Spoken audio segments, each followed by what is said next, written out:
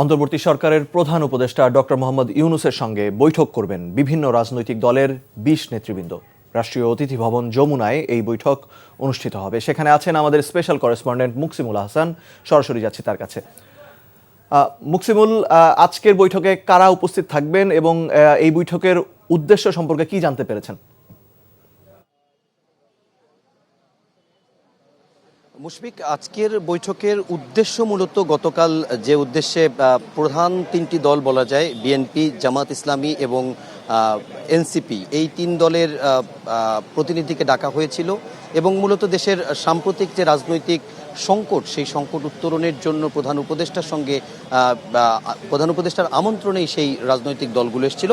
আজকেও ঠিক একই রকম উদ্দেশ্যেই মোট প্রথম দফায় মোট 2 দফায় আজকে আলোচনা হবে। প্রথম দফা বিকেল 5টায় যে আলোচনাটি শুরু হওয়ার কথা, সেটি মূলত মোট 11 জন বিভিন্ন রাজনৈতিক দলের নেতৃবৃন্দ এবং এর পরের ধাপে আরও 9 জন বিভিন্ন রাজনৈতিক দলের নেতৃবৃন্দ অংশ নেবেন এবং সেই অংশগ্রহণ করবেন যারা, তাদের মধ্যে বলতে গেলে উল্লেখযোগ্যর মধ্যে রয়েছে বিভিন্ন বাম রাজনৈতিক দল এবং ইসলামপন্থী বেশ কয়েকটি রাজনৈতিক দলের নেতারা। এবং এখানে যে 21 জন প্রতিনিধি অংশ নিচ্ছেন, তার ভিতরে রয়েছেন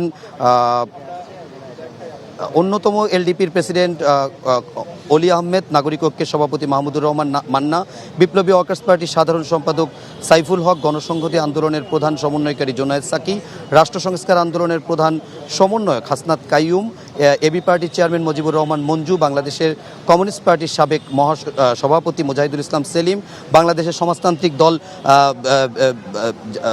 সমাজতান্ত্রিক দল বাসদ এর সাবেক আহ্বায়ক খালিকুজ্জামান ভুইয়া, জাতীয় গণফ্রন্টের সমন্বয়ক টিপু বিশ্বাস, ভাসানী জনশক্তি পার্টির চেয়ারম্যান শেখ রফিকুল ইসলাম বাবুল, জাতীয় সমাজতান্ত্রিক দল জেএসডি সাধারণ সম্পাদক শহীদ উদ্দিন মাহমুদ স্বপন, এরা মূলত প্রথম দফায় অংশ নেবেন। এবং এর দ্বিতীয় দফায় অর্থাৎ আরও 1 ঘন্টা পর 6টা যে বৈঠকটি অনুষ্ঠিত হবে, সেখানে 9টি ইসলামিক দলের প্রতিনিধি অংশ নেবেন।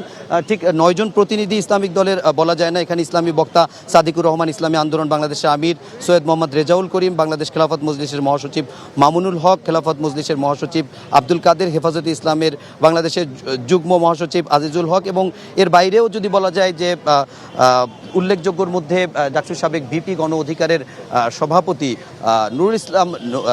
নুরুল হক নূর, তিনি অংশ নেবেন। মূলত এ দুটি বৈঠকেই গতকালকের মতোই আগামী দিনের সংকট উত্তরণ, প্রধান উপদেষ্টা যেন তার পদে থেকে নির্বাচন পর্যন্ত দায়িত্ব পালন করতে পারেন সেক্ষেত্রে, এবং জাতীয় ঐক্য সৃষ্টির জন্য জুলাই ঘোষণাপত্র সহ নির্বাচন সংস্কার এবং বিচার ইত্যাদি বিষয় নিয়ে আলোচনা হবে বলে আমরা জানতে পেরেছি। মুশফিক।